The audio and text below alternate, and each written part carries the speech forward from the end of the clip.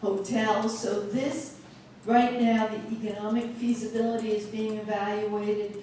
There's also opportunity to put in a lot more parking. This is something you all should have a say in, because this is a city project and you need to have the city hear what you think is important. The other one coming up is the downtown plan. Although many of you are just outside of downtown, what happens with downtown is going to affect the rest of the city. We've been working very diligently on how to get the circulation to work, what to do with the parking, how to reduce the congestion, and now as the city starts to go public with the visioning, it will take really probably a good year and a half for the plan to go forward. All of the issues, what are some of the new uses you want? What about the transitions? Like when you, at Lincoln, how do you transition down to the residential? Are there areas that there should be some height? Where are they and where are they not? So, and then of course the other issue is, what are the kinds of protections where new development will be adjacent to residents? And what are the kind of public things you want to see, the urban design things? Are there more open space areas? So this is something that will be very exciting and something you should be involved in. With the zoning, we have an interim zoning ordinance, which I just mentioned.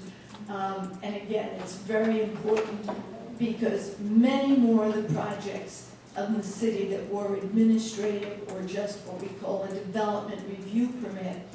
A development review permit goes to public hearing, but legally the city and the community is much more limited in what you can ask or even in the approval or denial. Many more projects will be development agreements. Development agreements give the community, the commission, the council a complete capability to modify, to ask for the kinds of public benefits. We use that word loosely, but wider sidewalks, child care, any of these things. So it's important that you be involved in these, and it's important that we have more of the projects in an area where there's a lot of discretion. Neighborhood conservation is something we've talked with some of you about this. We have a sort of a rough draft. We're at the point where there should be, and you probably are going to want to do a little bit of pushing to make sure that the staff gets out with a workshop. But what we have heard from all the people in the community we've talked with, we put in some basic criteria. How do you make an area neighborhood conservation? What qualifies? What's unique about the area? Is it the trees? Is it the buildings? What are the eligible factors? What should be the minimum size? What percentage of people need to agree to make a neighborhood conservation? What should be the boundaries? What should be the process? So we have drafts on all of that material, but this is really for the community. It needs to reflect what you want to see in it. And I would say very strongly, sit down. It gives you an opportunity to take neighborhoods around the city and give them an additional level of scrutiny and protection. The new zoning code and those handouts, they're from a presentation we did to the Planning Commission. You'll see some zoning language. I'm not going to go through it now, but this is just to get you started thinking. Our current code is what you call Euclidean, and that goes back into probably into the 30s, that concept. And it's one where all the uses are separated. It's one that you deal just with land use. You separate, residential from neighborhood commercial. You don't have transportation. The new code will have, there'll be a little bit of the Euclidean. It will also have what we call some form-based. Basically, what do we want buildings to look like? Because the Euclidean is basically about uses. What should buildings look like? How should their facades be? How wide should the sidewalk be? What should the urban feel of the neighborhood be? So it will have some of that. It will also have what we call performance, meaning if you go above a certain height, you're going to provide a whole range of public benefits. Right now, we do that through the development agreements, but that will go into the code. And then, most importantly, all of the land uses will be tied to transportation. There'll be requirements for reduction in traffic. And we're in many areas that are, and your area would be one, that are close to Expo. We're looking at new projects to have a 50% reduction in what they would normally have. And that is something that becomes a requirement.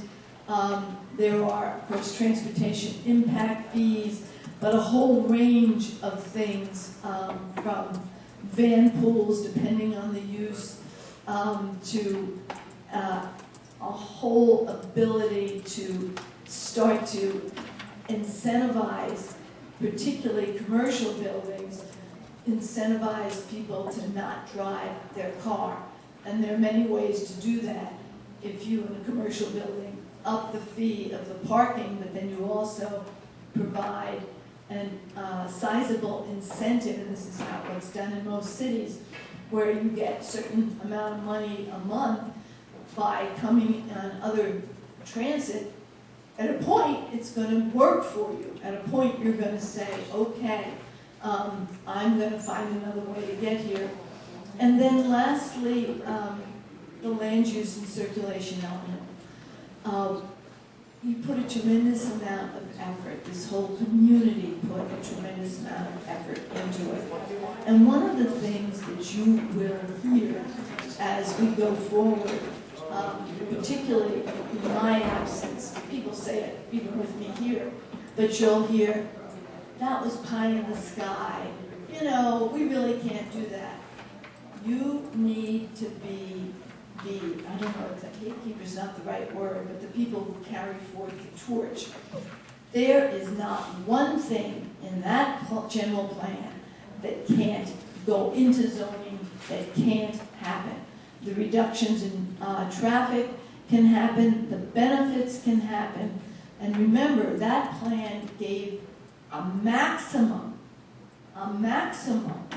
of what people could build. One of the struggles right now in Bergamot with the paper-made site is because the zoning is not yet in place, is the expectation on people's part, and I shouldn't pick that out because it's not just them, it's everybody, that they have an entitlement to the maximum. The maximums, it's for, in a general plan, it's just like the maximum for this area in height for the last many years has been 84 feet. It's much lower than that by zoning. So you absolutely need to be involved in the zoning, and you have to remember that, because the argument will be, oh, well, you really can't do that, it doesn't work, and we have entitlements. You did that plan. You did that plan with these expectations, and every one of these expectations should be reflected in the zoning ordinance. So that's my charge to you.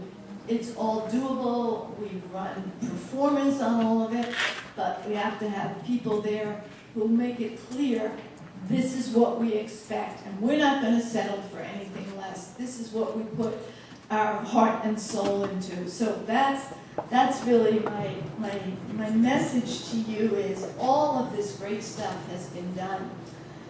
Unfortunately, it's the beginning.